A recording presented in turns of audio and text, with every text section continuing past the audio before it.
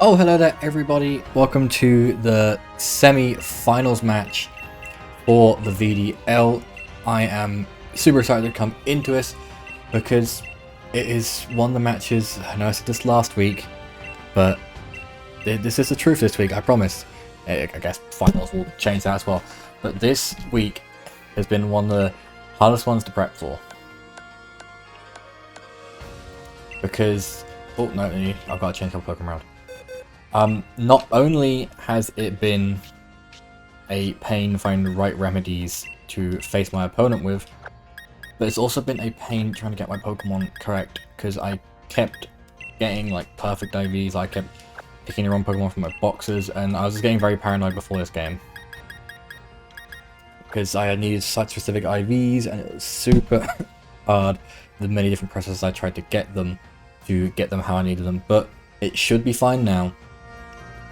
I should be free of any clutter, and if I lose, I can blame it on that, not as well as being a bad player, but we'll see what goes from that.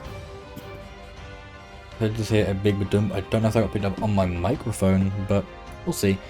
But see what my opponent locks in for this game, because honestly, if it's what me and Patrick prepped for, Patrick coming up again, you know, I have to have a compilation of every time I mention Patrick, but me and Patrick have prepped hard again. We really went in for a certain mode to expect my opponent to bring. Whether or not I'll bring it, I don't know. Guess we'll see.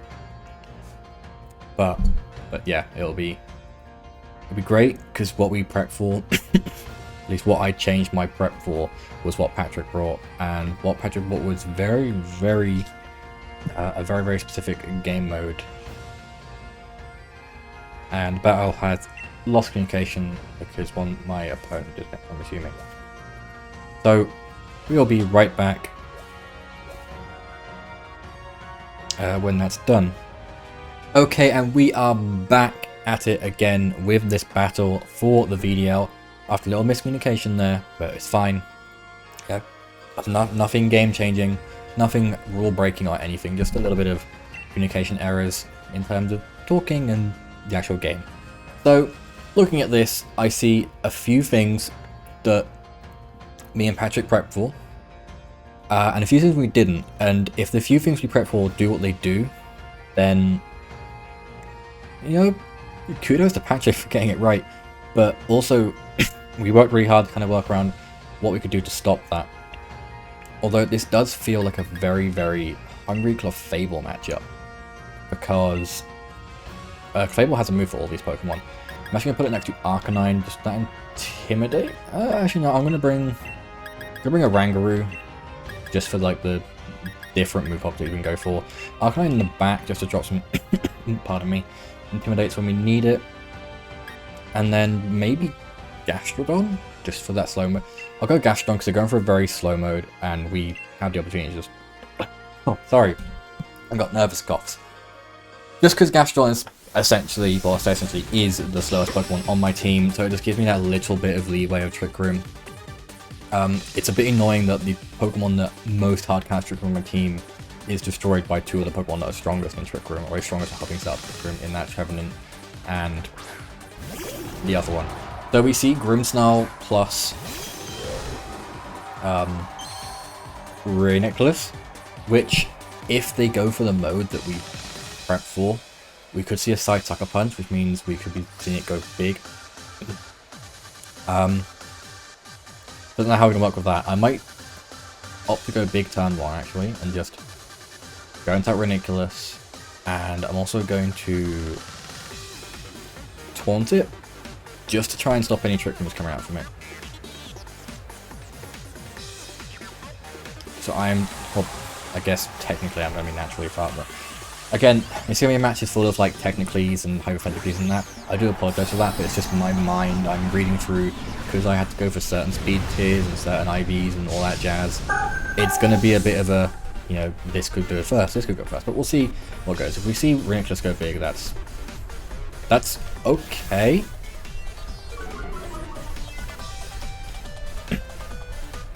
We'll get our little taunt off, so no Trick Room from it if it survives. Max Phantasm can do a lot of damage. Okay, it puts it down to a nice bit there. And what I like about this as well is we can taunt the Grimmsnarl because we haven't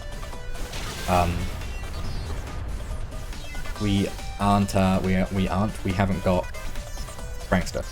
So I'm gonna go for, I might even go for the ally switch actually, just to try and call things out. I'm gonna go for that ally switch just to absorb it into a Rangaroo. Because Grimmsnarl being taunted, like, it's dancing. Okay, we'll see a switch out. In comes the FALINKS. This is going to be a nice chunk of damage to it.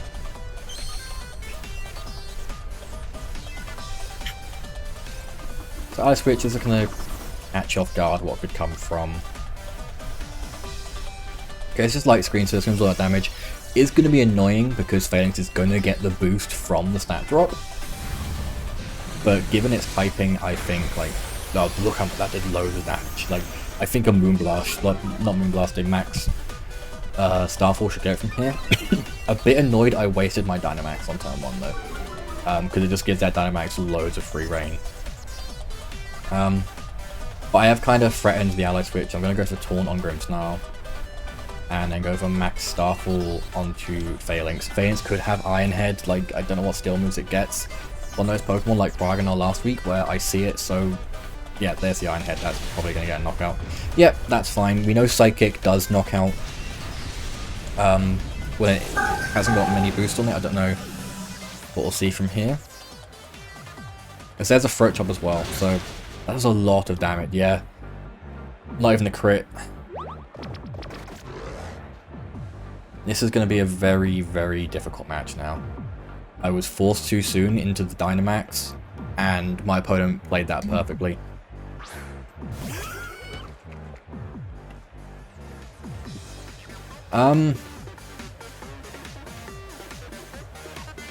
Honestly, I think that's just GG from here. Like, I can try, but given the way they sequence that, that is just going to be GG. The other close combat, that's going to do loads. Yeah, Gastrodon doesn't drop, but if we see a double up into Gastrodon, that's just going to be GG for this game. Like, there's Throat Chop, yeah, into Guru.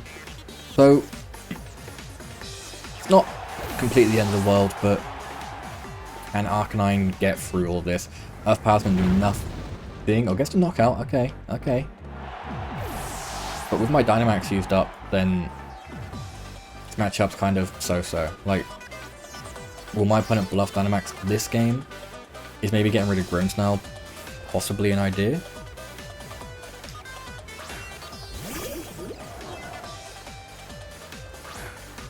We'll have to see. Honestly, I think I'll play it out, because like this turn I can see myself losing, like if it has an Energy Ball or something. I'll go for the Snarl, try and drop stat, and I'm just going to go for the Hydro from the Rhinoculus.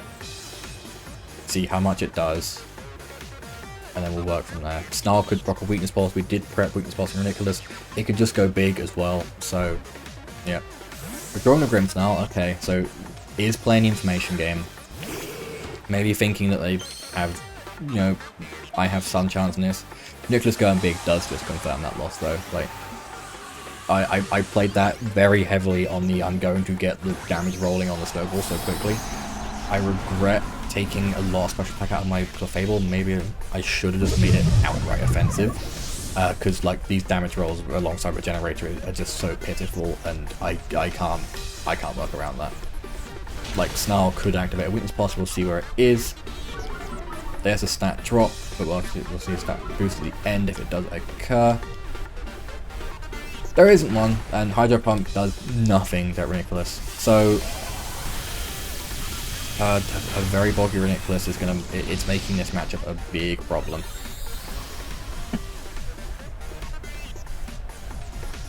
And we have nothing around this. Like that Max Mind Storm's to do even more. I'm going to Heat Wave again, just out of solidarity. Going to keep pushing, and then hope for the best afterwards. Heat Wave isn't going to knock out the Tangela, so bulky. It's spread damage.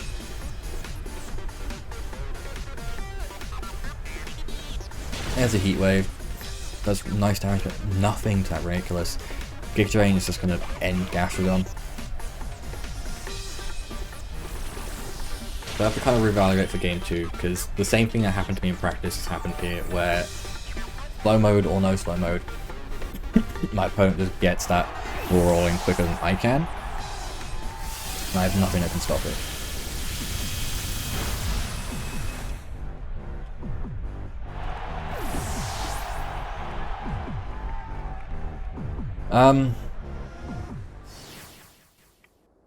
Let's see what I can go for. Maybe I could just lead Arcanine this time and just say, so what if you lead with the Phalanx? It's kind of a, I think outspeed Phalanx. I don't know. It's kind of a hard one. It's a really hard one to play with. That Phalanx really throws off what my lead can be, because I am then forced into my own own disarray by leading into a Phalanx. I'm gonna go with Arcanine Clefable anyway, because it covers so many matchups that could be thrown at me. I'd even go for the Seeking Rotom lead, but then I have to work around that. It's so hard to pick. I'll just go with what I know, and if I lose it, then it's a matchup we expected to lose heavily. Gastrodon and Oranguru in the back. Is it though that matchup? I could maybe switch things up, but do we have the strength to go for it? I'm gonna actually tell you what I can do. I can lead Arcanine Seeking, because we have that mode for the Riniculus if it doesn't go big. In the back, I'll have Clefable and Oranguru. It's not bringing the mode with Rotom to get self-discharges off. Oh no, Rotom is our matchup for... Sorry, I'm just getting so confused for... Like, I'm getting so overwhelmed by it. It's such a well-developed matchup. There's the Tangler, there's the Phalanx lead as well, and that is essentially a turn 1 massive GG to my opponent. I can't stop this. Like, I've just given them... Like, my opponent read that so well. I'm basically just forced to forfeit right here. Phalanx has moves for all of my Pokemon.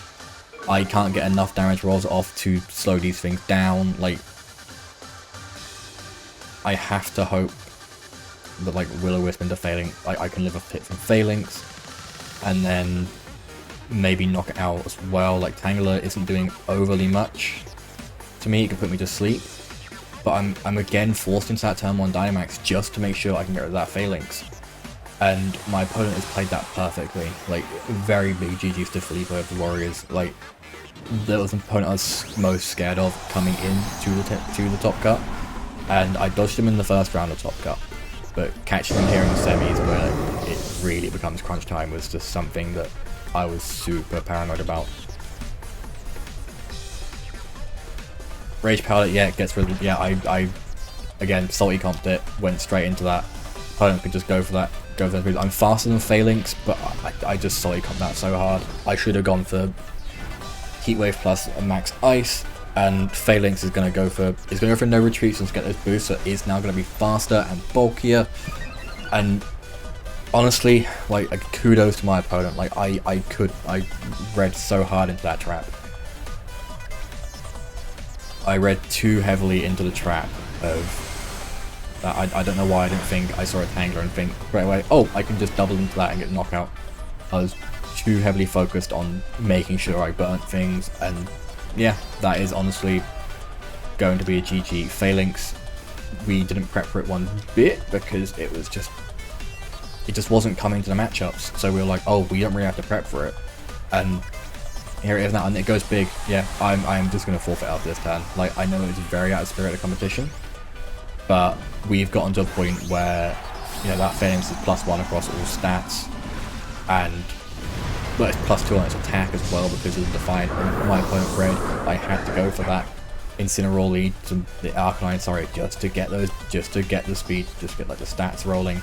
There's the Rage Powder, it's in the rain as well, so Heat Wave, if it goes off, it's going to do even less. As a max Knuckle, likely just going into Arcanine. It goes into Seeking. Seeking takes it, but is it going to be worth it? We're min speed, so we're going to go after the Arcanine, and honestly, like, Angler Avoid Sword is going to be even less damage going onto it. You can maybe burn the Phalanx, that could be some sort of help. There isn't even a burn. And yeah, like, my opponent perfectly scripted that turn 1, and honestly, no words for it. No words for it whatsoever.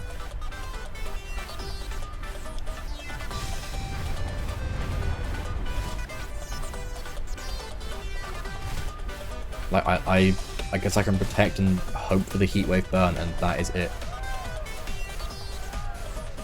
I don't, maybe not even protect, I can just go for Heatwave, hope for the burn, and then go for a Max Geyser into Phalanx, hoping we actually hit Tanger and knock it out. Like, there is just so many different steps to this where my opponent has read it turn 1 that I can't even fault myself. I'm a bit salty because I didn't read into it an obvious trap, but it's fine.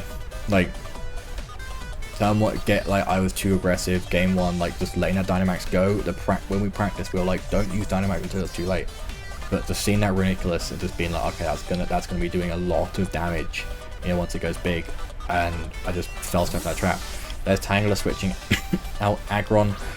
Doesn't even matter. Like, it's gonna be taking a Heat Wave if we're not seeing the Arcanine getting pocketed here. Seaking goes down, not the end of the world, but you know, that's still an even further buff Phalanx, and I think this is a turn where Lady Luck has run out. Burn can still come in. Double burn would be nice, whether it be much. Are there any burns anywhere? I saw the attack effect and it's like, oh, we got a burn, but no, and literally here we're at a point where, like, what am I gonna do? All these Pokemon super friends against my Pokemon, and it's just gonna be an instant teardown. I can hope for the target into Arcanine maybe and just go for the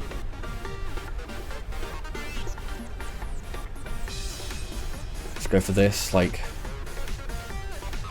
I see what comes from it, because if we see the Max Steel Spike, then that's fine. I heavily expect it. There it is, yeah, I'm just gonna leave off this turn. I have let my opponent get that ball rolling too quickly, and honestly, that is just something that I have to look back on for future draft leagues. I am so sorry to people who watch this, and, you know, people who have come through this journey with me, because it's head smash avoids.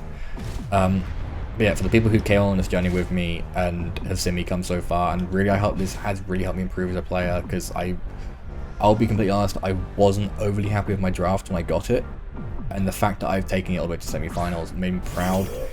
And, you know, just getting steamrolled like this because of a simple mistake of going for that turn 1 Dynamax.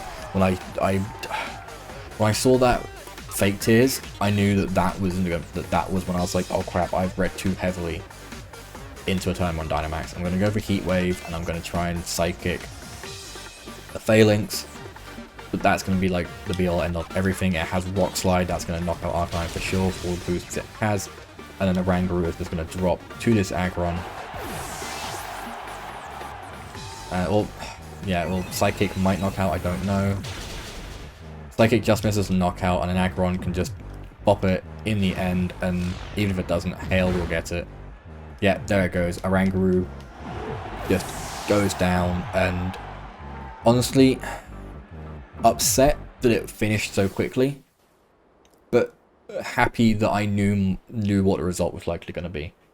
Yes, I could have played a bit better and could have gone into the game modes I wanted to, but, you know, just everything that happened leading up to the game, and just, you know, making that turn 1 mistake of going for Dynamax.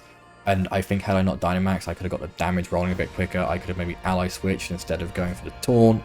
You know, it's just so many things happened, and in the end, I just fell into every page of the book that my opponent was reading, and, you know, I got punished for it. But other than that, without all the doom and gloom, I'm very, very thankful to get this far in this tournament. Very, very thankful for the decent amount of views I've been getting across all these videos. Like, and it's just maybe a lot more confident as a creator, a lot more confident as a player. this is probably going to be it for my Sword and Shield draft leagues. Scarlet and Violet is round the corner, so I'm going to start, I'll probably pick up quite an early draft league in Scarlet and Violet. But until then, I will be dropping off and seeing everyone in about 2-3 weeks time when the new game comes out.